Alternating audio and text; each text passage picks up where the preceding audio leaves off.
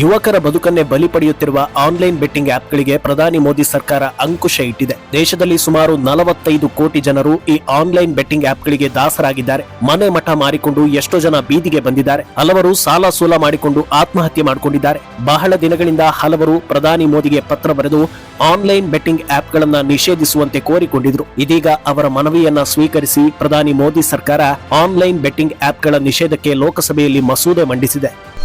To move that the promotion and regulation of online gaming bill 2025 be taken into consideration.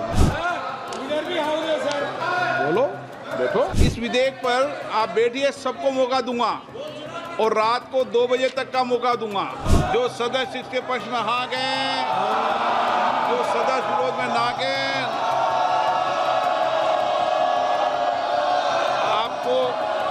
आपको ये पता है ना आप किस पे ना कर रहे हैं।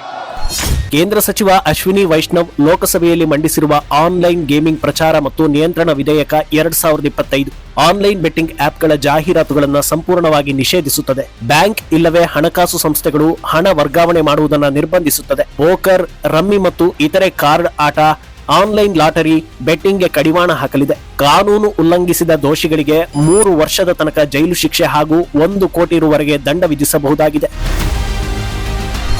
ಆನ್ಲೈನ್ ಬೆಟ್ಟಿಂಗ್ ಆಪ್ಗಳ ನಿಷೇಧದಿಂದ ಸಾಕಷ್ಟು ಜನರು ಪ್ರಧಾನಿ ಮೋದಿ ಸರ್ಕಾರಕ್ಕೆ ಧನ್ಯವಾದ ಹೇಳಿದ್ದಾರೆ. ಆದರೆ ಟ್ರೋಲ್ ಮಿನಿಸ್ಟರ್ ಪ್ರಿಯಾಂಕ್ ಖರ್ಗೆ ಮಾತ್ರ ಆನ್ಲೈನ್ ಬೆಟ್ಟಿಂಗ್ ಆಪ್ಗಳ ನಿಷೇಧದಿಂದ ಸರ್ಕಾರಕ್ಕೆ 20,000 ಕೋಟಿ ಜಿಎಸ್ಟಿ ನಷ್ಟ ಆಗಲಿದೆ. ಈ ನಿರ್ಣಯ ತಪ್ಪು ಅಂತ ಟ್ವೀಟ್ ಮಾಡುವ ಮೂಲಕ ಬೆಟ್ಟಿಂಗ್ ಆಪ್ಗಳ ಪರ ಬ್ಯಾಟ್ ಬೀಸಿದ್ದಾರೆ.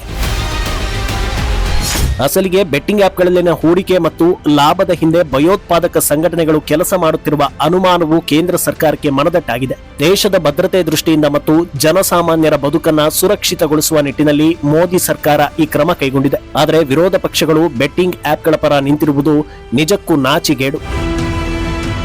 2006ರಲ್ಲಿ ಮಾಜಿ ಮುಖ್ಯಮಂತ್ರಿ ಬಿಎಸ್ ಯಡಿಯೂರಪ್ಪನವರು ಹಣಕಾಸು ಸಚಿವರಾಗಿದ್ದಾಗ ರಾಜ್ಯದಲ್ಲಿ ಲಾಟರಿ ನಿಷೇಧ ಹೇರಿದ್ದರು. ಅಂದು ಲಾಟರಿಯಿಂದ ರಾಜ್ಯದ ಬೊಕ್ಕಸಕ್ಕೆ ನಷ್ಟ ಉಂಟಾಗಲಿದೆ ಎಂದು ತಿಳಿದಿದ್ದರೂ ಕೂಡ ಲೆಕ್ಕಿಸದೆ ದಿಟ್ಟ ನಿರ್ಧಾರವನ್ನ ತೆಗೆದುಕೊಂಡಿದ್ರು. ಇಂದು ಮೋದಿ ಸರ್ಕಾರ ಕೂಡ ಆನ್ಲೈನ್ ಬೆಟ್ಟಿಂಗ್ ನಿಷೇಧಿಸುವ ಮೂಲಕ ಬಿಜೆಪಿ ಸರ್ಕಾರ ಬೆಟ್ಟಿಂಗ್ ವಿರೋಧಿ ಎಂದು ದೇಶದ ಜನತೆಗೆ ತೋರಿಸಿದೆ. ಆದರೆ ಕಾಂಗ್ರೆಸ್ ಬೆಟ್ಟಿಂಗ್ ಪರ ಎನ್ನುವ ಮೂಲಕ ತಮ್ಮ ಬೌದ್ಧಿಕ ದಿವಾಳಿತನವನ್ನ ತೋರಿಸ್ತಾ ಇದೆ.